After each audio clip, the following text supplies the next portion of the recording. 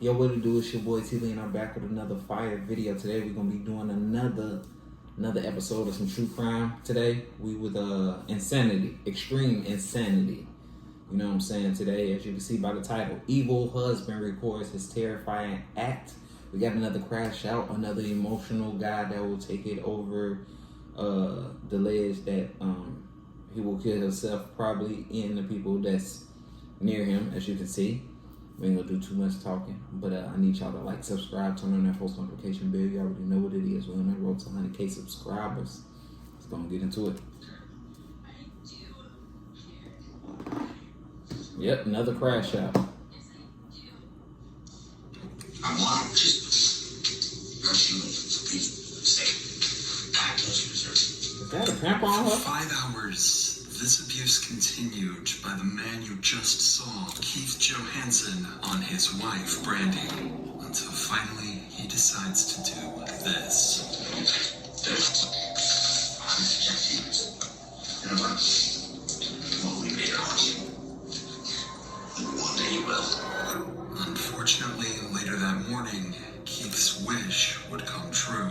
Brandy was found dead with a gun. Damn, he got two of them things. Shut up. And he just sitting there, acting like he didn't do it. You the reason why she's gone, and you crying now. You did that PCP, that meth, or whatever. One in your right mind.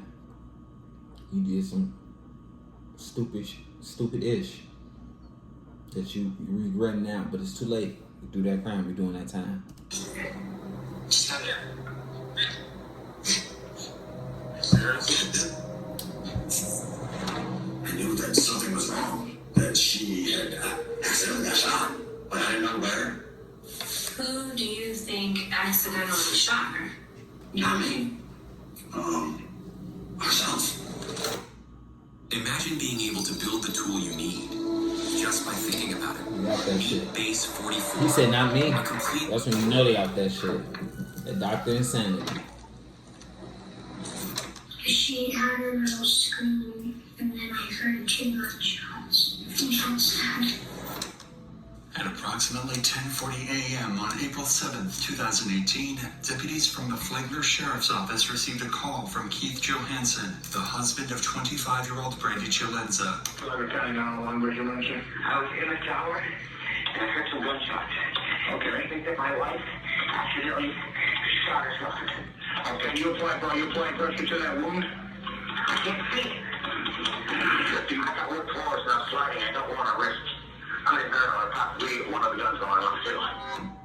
By the time officers arrived at the scene, it was far too Like late for emergency personnel to do anything. Brandy was found shot dead in her bedroom with 2 9mm casings next to her. Out of the 2 bullets that struck her, one was a rubber bullet that struck the center of her chest, while the second bullet was real and went straight through her right breast. While the body was sent for an autopsy, officers need to find out what happened, and the only witness they have is Keith, who breaks down into tears after hearing that he will never be able to see Brandy again.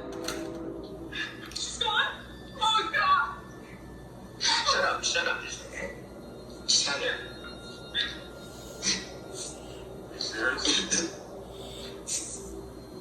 Sure. I would know it. You can tell he died with him. He like, bro, you're going to fucking hell, dude.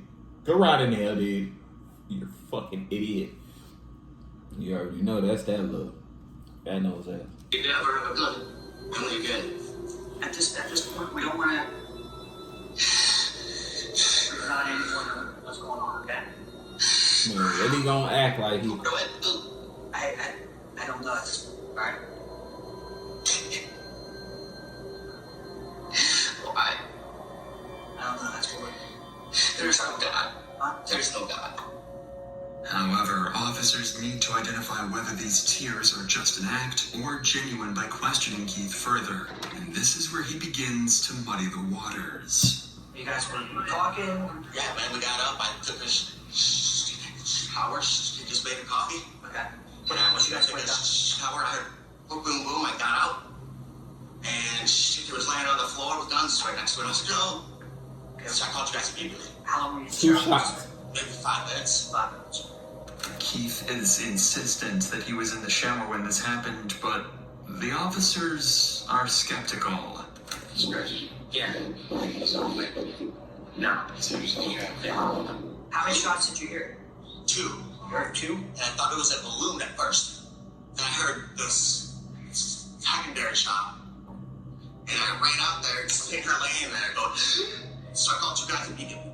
Although probable, an accidental discharge resulting in 2 gunshot wounds was highly unlikely, especially on the chest in such close proximity to each other. If Brandy's death wasn't an unfortunate accident, then Keith is definitely a suspect, and how he acts next only credits this suspicion.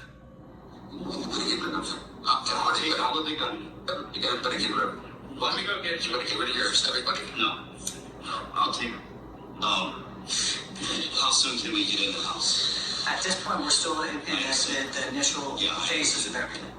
It was strange that after having a breakdown, he would request his father to get rid of the guns. But this was only the start of a string of inconsistencies as the search of the home began immediately after Brandy's death. Firstly, an inspection of the washroom that Keith was showering in showed little to no signs of use. Not only that, but if Keith had really rushed out of the shower to help Brandy, there would have been water splashes next to the body. In contrast, officers found almost no water close to Brandy, besides a few small splotches right outside the washroom door. The second piece of evidence officers found were cameras littered throughout the home. And y'all got cameras in y'all house. Right in front of us over here. And there's 2, I don't know, other accidents. These cameras covered almost every square inch of the home. It was almost as if not a moment passed by without monitoring the movements of everyone in the house. However, this footage was not stored locally within the house. Rather, it was in the hands of California-based camera company Arlo. This meant that it would take time before officers could get their hands on the footage, as a warrant was required. Considering all the clues so far, he is brought in for questioning approximately 4 hours after Brandy's death. However, the first people to talk to Keith were not detectives, but a chaplain. I can't wrap around why she was dead.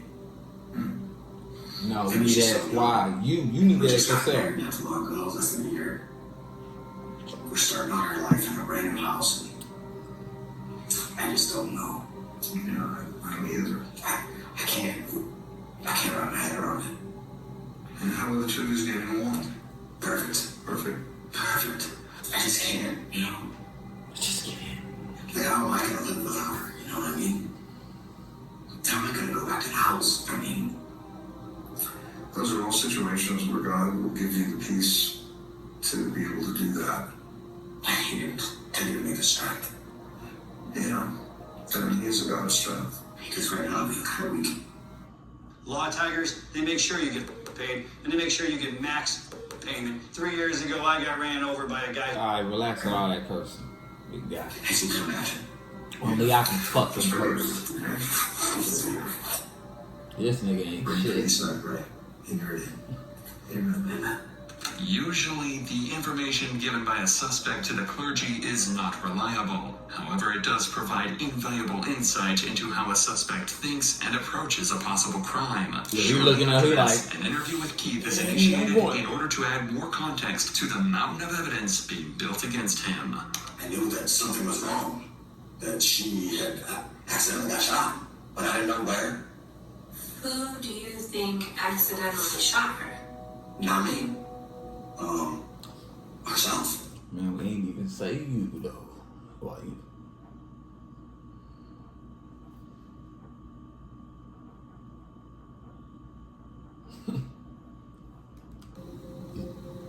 I figured she was trying to. Nobody said you. She was maybe move them, or trying to move them, or I don't know. I wish you guys would tell me. If Brandy killed herself, there must have been a genuine reason why. And this reason can only be found if they get deeper insight into the relationship between the two. How would you describe your relationship? The best one that I've had yet. I mean, she was everything that I wanted her to be. Everybody has their problems here and there, of course. But it was, she woke me up, she made me breakfast, she had my back, you know? And that's very rare. I've had one bad relationship before, and that was nothing like this one. I mean, as far as I know, we were loved and happy, we did things with kids, we did our thing. I feel like you have been honest up to this point about your relationship with Brandy and about your love for Brandy. I mean, I can see it in your face. I can see it in your eyes. Yeah, how much you love her, and I can also see. She loved me just as much. Although Keith describes his family life as perfect, he fails to mention the kind of husband he was for Brandy. Keith controlled every aspect of her life, all the way from her social. Brandy. Keith He did it. Anybody with that type of beard, haircut, and like, he did it. He did it. Controlled every aspect of her life, all the way from her social circle to her financial stability. Brandy was not allowed to have friends, not allowed to have a job, and was constantly manipulated by Keith. These habits of extreme constantly manipulated by Keith. This is a thumbnail. Go on thumbnail with me, y'all.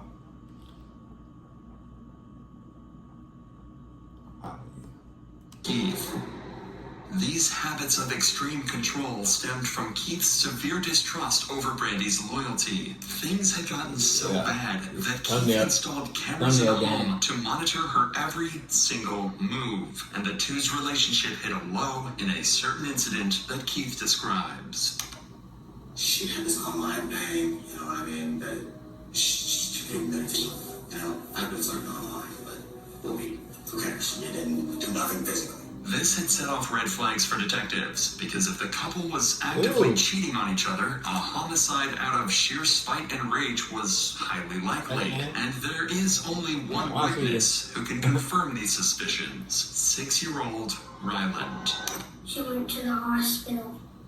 Oh, tell me about that. She was, my dad was in the shower, my mom was in her bedroom, and she accidentally shot herself. She had a little scream, and then I heard 2 gunshots. And I know it was nobody with her. It was just her. Did somebody tell you that? Yeah. Who told you that? My dad. Your dad told you that nobody was with her, it was just her? Yeah, in the bedroom. Thank you for telling me that. What else did you hear? I know you said you heard a little scream. Yeah. How did you feel when you heard Mommy scream? It felt sad. It is likely that Keith tried to indoctrinate Ryland in order to repeat this side narrative once more. But with this confession of hearing screams, the puzzle pieces finally began fitting together as detectives confronted Keith once more. As much as I want to believe that the guns fell and went off and shot her, what we have at the scene just doesn't show that. This is your opportunity to help yourself and to lay it all out for us, because there's a backstory. This isn't the story. This is the story, and I'll get a lawyer and I will prove that this is the real story. Okay, and you are completely entitled to that. That's right. We did ask him. Okay. And you know what he told us? Do you want to know? Yeah, because I wasn't up. He told us that he heard his mom scream. I heard no screams at all. None. Why would he make that up? Ask him. Is he a liar? He has been on 2 telefilms, yes. Does he tell you on the regular that his mom screams in the bedroom? No, not screaming, but he lies about a bunch of other different things. You can ask his real father, and he'll tell you that too. Oh, damn. If debt is weighing you down, let us help. We can That buy all wasn't of even your his debts, real like father. credit cards That's or personal damn. loans, into one monthly loan payment that's easy to manage. Clearly, the pressure has started mounting against Keith, forcing him to paint Ryland as a compulsive liar. This is when the female detective decides to take advantage of Keith's volatile emotions and make him spill the truth. I am not saying that you're a murderer. I am not saying that you're a bad person. But what I am saying is with my training, my experience, and the crime scene, the accident that you're laying out isn't the one that happened. I feel kind of offended. I feel offended too, if we're gonna go to that level. I feel really offended that you guys can try to pin an accident on me. At this point, Keith became extremely agitated with the female detective to the extent that she had to exit the room and let the male detective lead and begin a new line of questioning. One that confronts Keith about the excessive monitoring. Are there any security cameras installed in your bedroom? Not in the bedroom, no. Not in the bedroom. And the rest of them don't work, they're offline because the batteries are off. And I wish they would have been on because that would have been clarifying all of this. I mean, I cannot even tell you the crazy I've seen on surveillance cameras. At this point, until they're done with that scene, you just can't be free to leave. I can't let you leave until that time. Okay. Can I have my parents come here to talk to them? Before his parents came in, detectives reviewed the body cam footage from first responders and came to a harrowing realization. The reason why Keith was feverishly scrolling on his phone was not that he wanted to call loved ones, but because he wanted to delete every single piece of footage recorded by the cameras that day. Keith knows that he slipped up, and his secrets would soon come to light, as even his own father begins to question what really happened. I didn't say you did it, but you gotta be prepared for them to try to do that. The main thing, I think, is because it was 2 shots fired. But I know. I'm not saying you did or didn't. I don't know. I'm saying I didn't get out of the shower. Well, that's kind of suspicious too. This is what you get for being honest. Well, maybe you're being honest. Nah, you ain't being honest. But yeah, I said that from the jump. 2 shots. There's a death involved. You commit suicide and you shoot yourself 2 times. That don't make sense. In a room too. Just saying. I believe you didn't, but I didn't. But if you did own up to it, I would have by now. No, I'm just saying, if you did it, you own up to it, it would be better for you. But I didn't. Okay, I believe you. And if I did, I would have. I've been honest up to this point. I understand. I mean, I don't want you to think I'm trying to blame you, Keith. I know. I'm talking to you man to man because this isn't trying to do it. Sure. But I'm not going to admit to something that I did not do, okay? Unfortunately, Keith's parents do not know the kind of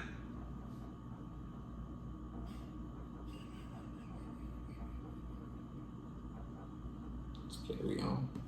Man he really is. Because once his mother walks in, she begins to cling to the hope that her son is not a murderer.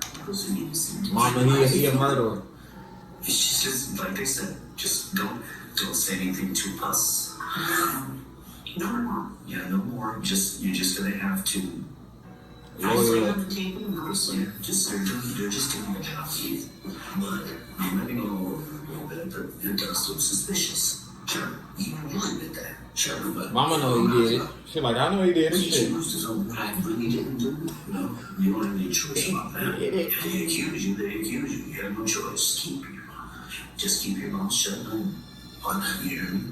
Keep your mouth shut. I guess deny.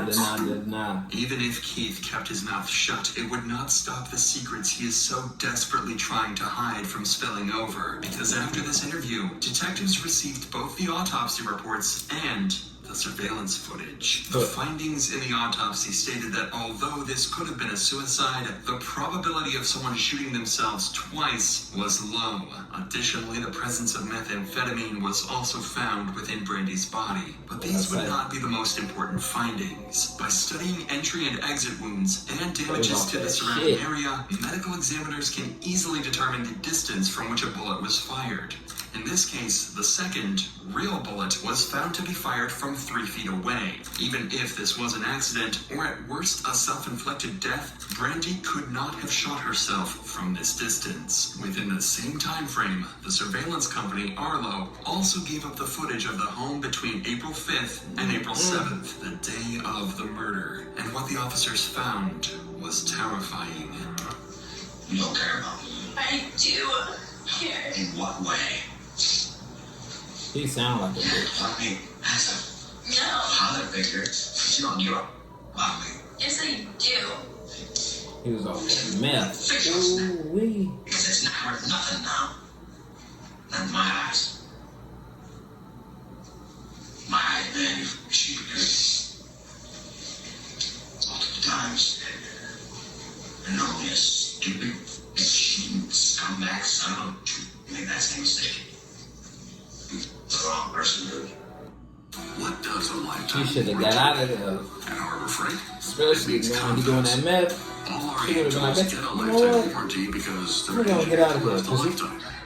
Let me go get some water Brandy real was quick. unable to open up to friends and Look, family I'm about gonna the go kind and of get life some. she was living.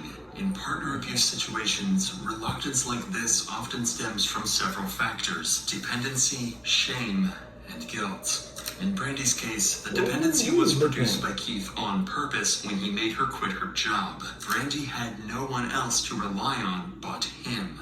The shame was because Brandy was afraid of how her own family would look at her, and the guilt because she had internalized Keith's psychological manipulation. After she admitted to having an online affair, Keith felt he had free rein to command her to do whatever he wanted by guilt-tripping her using this incident. Brandy became consumed by guilt and would not speak out about anything Keith did, even if this meant he killed her. I'm not home. Get me out of here. What are you been picking up? I want to just let you be safe. God knows what's too many chances, man. Too many. Show a copy of these videos. I'd rather be in prison. I'm gonna check things. You know what? I won't leave it here to haunt you. Maybe one day you will. You would be wrong. I didn't. You drove me to think about it, man. My life, my yours. This recording was from the evening of April 5th, 2 days before Brandy was killed. Tragically, this relentless abuse by Keith continued for 5 hours, non-stop. However, the worst was yet to come, because 2 days later, on April 7th, a hellish day would begin. At first, the day began as normal, with a religious couple knocking on the family's door to preach by 10:15 a.m. Your parents home? Where you with I'm not again. You're so young, right? Yeah. After a brief conversation, the couple leaves and Brandy returns to Ryland, talking to him and preparing breakfast. They asked me if you wanted to live here. I love you. Yeah, I do. But unbeknownst to this little child, this anticipation and excitement would turn into sheer terror. By 10:33 a.m., an argument breaks out between Keith and Brandy downstairs. To recoup, Brandy crouches into a corner for a while before following Keith upstairs. 4 minutes later, at 10:37 a.m., Keith is seen pacing around downstairs while on the phone with 911, contrary to his initial story of being in the shower. Moreover, he is also seen hiding something, which was later discovered to be amphetamine. It is unknown whether the discovered in Brandy's system was taken willingly by her or whether it was forcefully given to her. Regardless, it does not change the fact that he killed his own wife in cold blood. Consequently, Keith went on to be charged with first-degree murder, but before the trial could begin, Keith claimed to be mentally ill in order to escape his fate. Although he was quickly declared competent to stand trial, this would only be the start of his insane claims to escape prosecution. Shortly after being charged and kept in a cell, he would make a call to his parents, where his father blatantly confronts him for his actions. What did the lawyer have to say? You really want to know? Yeah. All I can say is with the charges you have, if it's no probation, and you're looking at 30 years max, 20 years minimum. Jesus. Kidding me? No. All I can say, Keith, is be honest. I didn't do it. That's in my mind's recollection. I didn't do this act. Well, you better start searching your mind and recollect one way or the other. Because if you keep saying you didn't do it and you did, you're in deep. If this was not disgusting enough, Keith's next plan was blaming Ryland, his own 6-year-old stepson, for the murder. Yeah, throw away the key. Get him up out of here. Get him up out of here. Just to get him up out of here. I don't know, Keith, but, you know, he's a little boy. I don't. Fortunately, such an absurd claim would not work for 3 whole years, the entire time he was awaiting trial. On October 26, 2021, Keith Johansen's trial began. This time around, his alibi would change once more, as his defense claims that the entire situation was self-defense. In fact, Keith took the stand himself to explain exactly what had happened on the morning of April 7th. So I go out there, and she had a weapon in. Dismantle, given the overwhelming amount of evidence. Prosecutors went on to show the jury every single second of the recordings obtained by police. Given that there were hours and hours of footage of Keith abusing Brandy, the jury were convinced who the real victim was in this situation. Consequently, it would take them less than 3 hours to come to a conclusion. Keith Johansen was given life in prison without the possibility. That's all we need to hear. You know what I'm saying? That's all we need to hear. Let me know in the comments what y'all think about this. Make sure y'all like, subscribe, turn on that post notification bell. Yeah, we're on that road to 100K subscribers. And I'm up out of here.